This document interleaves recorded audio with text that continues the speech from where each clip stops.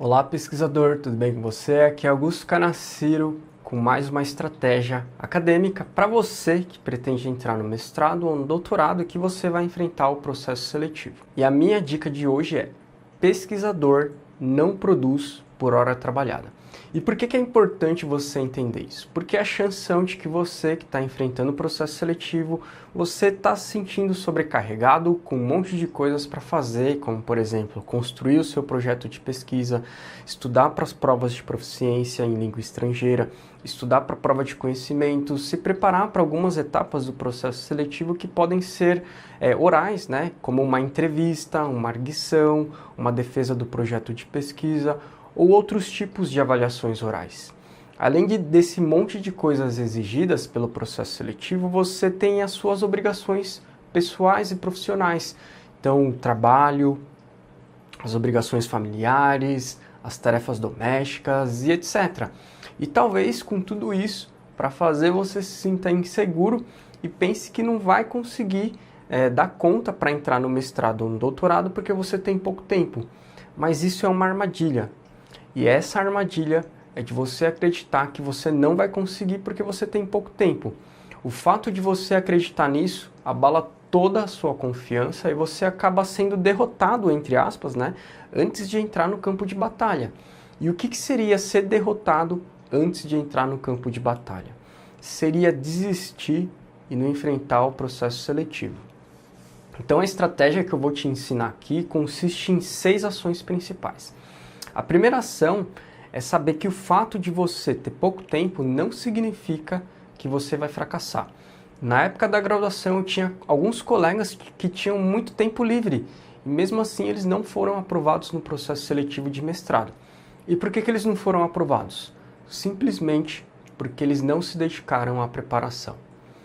Então colocar alguma coisa em prática é mais importante do que só ter tempo de fazer essa coisa. Eu também tenho um exemplo oposto. Durante a pós-graduação, eu conheci pessoas que tinham o tempo muito limitado, pessoas que trabalhavam, que tinham filhos para cuidar, e mesmo assim elas conseguiram ser aprovadas no processo seletivo de mestrado ou de doutorado. Qual que é a diferença nesses dois exemplos? Basicamente, colocar em prática o trabalho de pesquisador. Então você precisa fazer as coisas acontecer. E o tempo não é o problema principal, porque mesmo com o tempo sobrando, algumas pessoas ficam travadas na preparação do processo seletivo simplesmente porque elas não planejaram as suas ações. E essa é a minha próxima dica. Então a segunda ação é: sempre planeje, sempre otimize o seu tempo organizando as suas tarefas. Para cada esfera da sua vida, planeje as suas ações, crie uma lista de tarefas, faça um planejamento. Aqui eu vou focar nas etapas do processo seletivo, mas você pode usar esse princípio para qualquer esfera da sua vida. Então, por exemplo, se você precisa estudar para uma prova de conhecimentos e tem uma bibliografia indicada muito extensa, crie uma lista de tarefas para você se planejar. Mas quando você fizer isso, sempre separe em pequenas tarefas. Não coloque na sua lista ler um livro inteiro de uma vez só. Então estipule uma quantidade de capítulos e distribua eles esparramando nos dias que você tem disponível. A sacada é sempre quebrar as suas obrigações em pequenas tarefas. E isso facilita as coisas porque toda vez que você cumprir uma tarefa pequena e você marcar como concluída na sua lista, você vai sentir um bem-estar. E isso ajuda muito a ter mais motivação. Eu vou pegar aqui um exemplo que eu apelidei de Estratégia Disneyland. E por que eu dei esse nome, né? Porque uma vez eu estava assistindo uma palestra sobre gamificação. E um dos exemplos era a Disneylândia. Por exemplo, lá é comum ter filas com mais de 2 horas para ir num brinquedo ou numa atração. E uma das estratégias para manter as pessoas motivadas em pagar alguma coisa para pegar essas filas enormes é gamificar. Isso é, dividir cada etapa da fila em pequenos trechos. E aí em cada trecho as pessoas têm pequenas conquistas. Por exemplo, num trecho da fila as pessoas encontram um personagem para tirar foto. No outro trecho da fila as pessoas recebem um colete, né, um colete salva-vidas. No outro trecho mais adiante eles recebem uma boia. Depois no outro trecho eles conseguem ver as pessoas descendo do tobogã com a boia. No outro trecho elas pegam uma escada rolante que vai levar ela no topo do brinquedo. E lá na última etapa elas descem o tobogã com aquela boia e com o colete e tudo mais. E nesse processo as pessoas não se sentem paradas porque cada parte da fila tinha pequenas conquistas que motivavam elas a ficar até o final naquela fila. Por isso não se esqueça, divida as suas obrigações em pequenas tarefas e sempre considere o cumprimento de cada tarefa como pequenas conquistas. E aí que entra a minha terceira dica. Consistência é mais importante que velocidade e tempo disponível. Eu acredito que trabalhar um pouquinho todos os dias rende muito mais do que tentar fazer grandes projetos de uma vez só. Lembre-se que os grandes projetos sempre começam com pequenos passos. Isso significa que dar pequenos passos todos os dias rende mais do que correr que nem louco e depois perder desempenho por causa do cansaço. E como seria correr que nem louco e depois ficar cansado? Para quem se prepara para o processo seletivo de mestrado ou de doutorado, acontece o seguinte.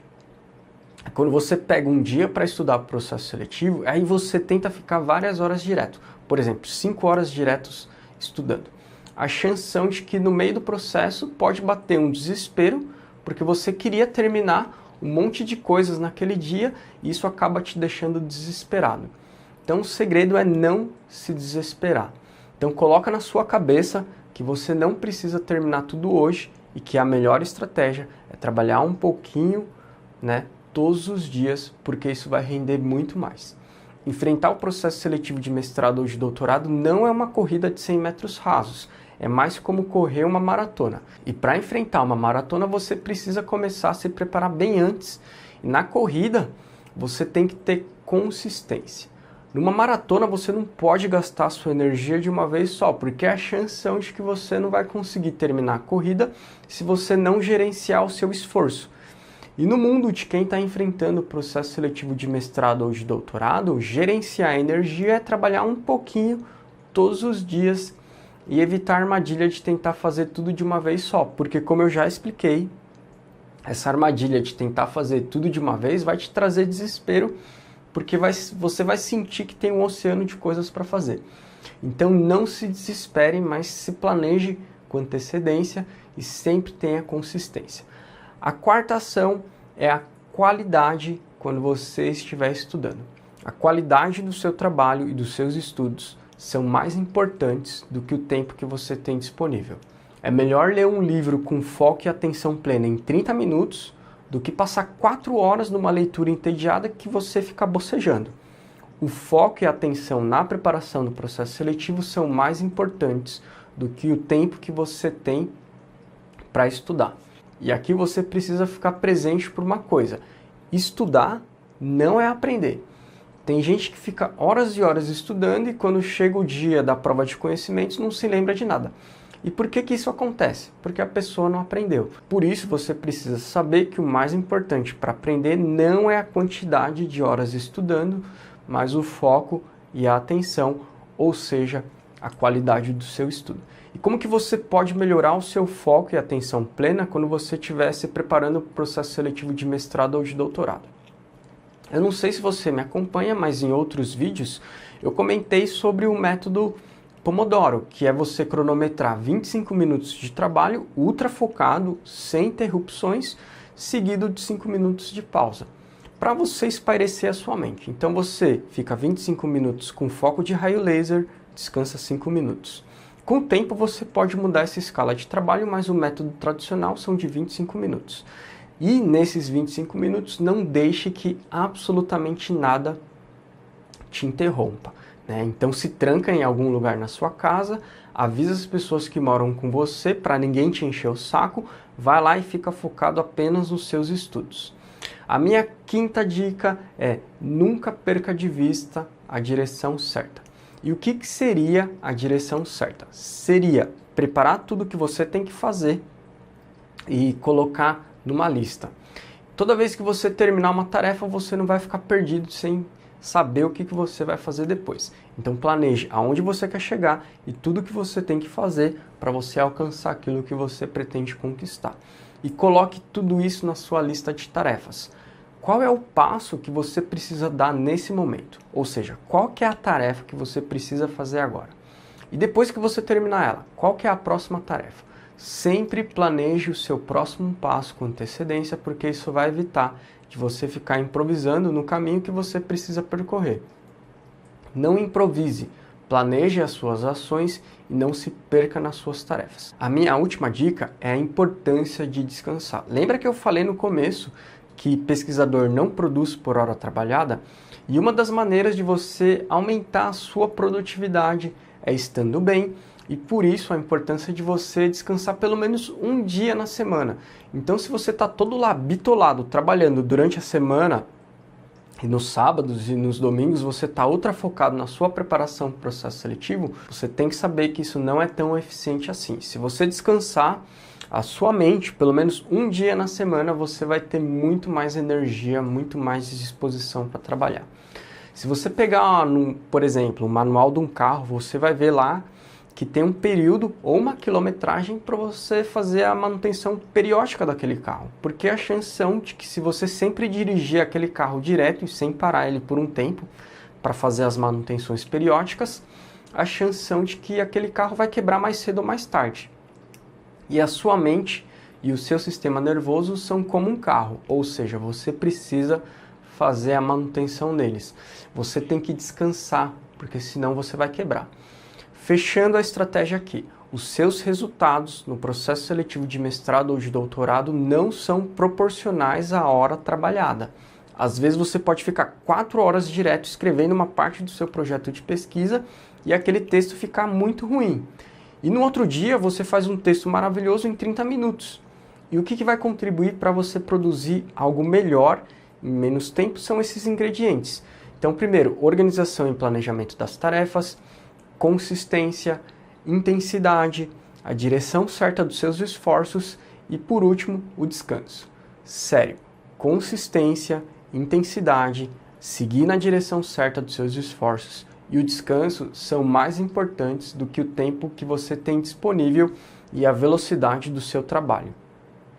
Por isso você não pode se desesperar quando você pensar que tem pouco tempo. Não entre em pânico quando você sentiu que ficou preso, num ponto do seu trabalho intelectual. A melhor maneira de atropelar esses 2 obstáculos é com organização, consistência, intensidade, seguir na direção certa que você traçou a sua estratégia, sempre lembrando dos períodos de pausa e de descanso. Então, se você travou em algum ponto, persista. Faça um pouquinho todos os dias, porque isso é consistência. Mas não improvise. Faça uma lista de tarefas que você tem que cumprir e siga essa direção. Siga esse planejamento. E quando você sentar para se preparar para o processo seletivo, mesmo que seja pouco tempo, faça com intensidade e sem interrupções. Vai lá, utiliza a técnica Pomodoro. E não se esqueça de que é importante descansar pelo menos um dia na semana. E não pense que descansar é perda de tempo. Pelo contrário, quando você descansa o seu corpo e a sua mente, você vai ter mais energia e o seu trabalho vai render muito mais. Gostou dessas dicas? Então vai lá e aplica isso, porque não adianta nada você só aprender se você não coloca em prática. Então você tem que fazer as coisas acontecer. Então vai lá, faz isso que a gente se encontra no próximo episódio. Um grande abraço e muito sucesso para você!